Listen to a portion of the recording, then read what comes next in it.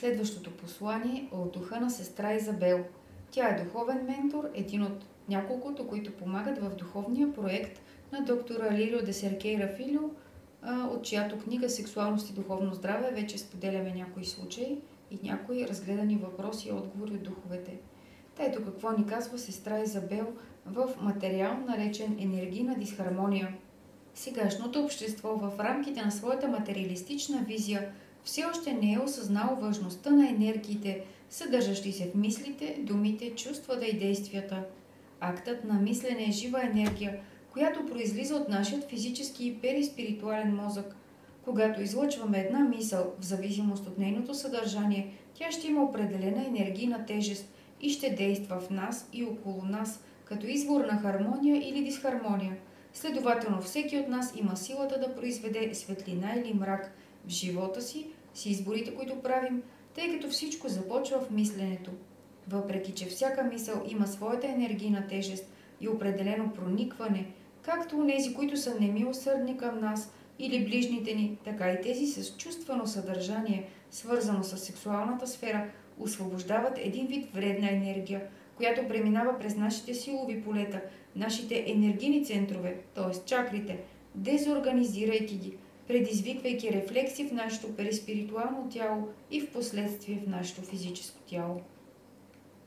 Когато тези мисли и действия тръгнат към областта на нашите вредни навици, на нашите зависимости, на нашите порочни навици в сексуалната сфера, както например при една изневяра, енергиите, които излъчваме от момента, в който ги формулираме чрез мисълта, чрез планирането на този акт, те са силно вредни енергии, които пътуват през енергийните канали, надите, през всички наши центрове на силата, действайки във всеки един от тях, но главно в сърдечната чакра, защото когато действаме със себе си и с другия в изневяра, ние практикуваме акт на дълбока нелюбов, активирайки в нас съвестта за вината, че действаме в дисхармония с законите, които ни управляват.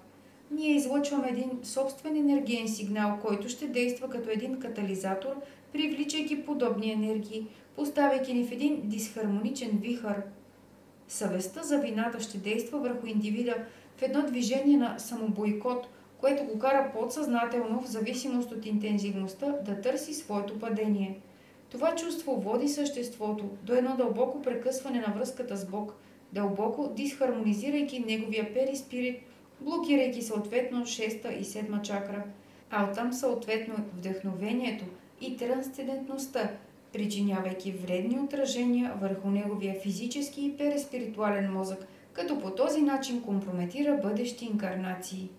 Следователно, тази енергийна дезорганизация ще има дълбоки последици в цялото ни периспиритуално тяло и ако действаме по този начин за дълго време, постепенно ще почувстваме вредни последици върху физическото си тяло поради дисбалансирани емоции, завещавайки ни различни психосоматични заболявания, които днес се разпространяват в земното общество. Необходимо е човешкото същество в наши дни да осъзнае, че сексуалната енергия е силно творческа енергия, която ни задвижва по един дълбок и красив начин, когато е насочена към възвишени чувства в постигането на добродетелите, необходими за сублимиране на тази област, в която все още съществуват примитивните матрици, издигани в култ в редица прераждания. Когато действаме по дисхармоничен начин с законите, които управляват живота, това дълбоко засяга човешкото същество, което ще жъне плодовете на своите погрешни действия, особено в сексуалната област. Медиите, днешното поведение на земното общество, фокусът, който мъжете и жените имат върху материалистично-хедонистичната визия, свързана с физическото тяло, както и влиянията, които проистичат от нашите по-малко просветени, дезинкарнирани братя, които се настройват в унисон с хора, които вибрират и изпитват удоволствие от култа към вредните навици, сексуалните пристрастявания и поради хармонизиране на вибрациите, те образуват един вид симбиоза, която действа по един много дълбок и вреден начин във всяко енергийно поле, всяка чакра, променяйки функционирането му, изменяйки честотата му и в последствие разболявайки съществото, което е избрало да върви по този път.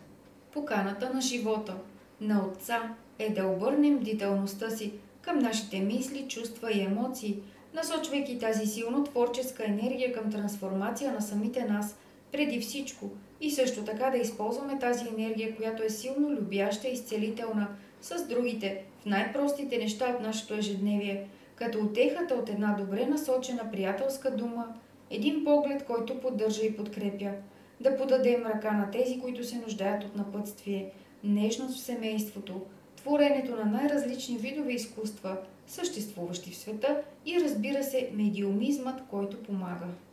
Разбираме, че когато човешкото същество достигне състояние да осъзнае важността на енергийните частици, които излъчва във всяка мисъл, всяка дума и всяко действие, и всичките свързани с едно чувство, човек ще търси постоянно да работи по избора на тези действия, за да сътрудничи със самия себе си, със своето семейство и с обществото, в създаването на един по-хармоничен свят, свят, в който тези сексуални енергии, толкова малко разбрани днес, могат да бъдат трансформирани и могат да бъдат използвани като едно гориво за работата в доброто.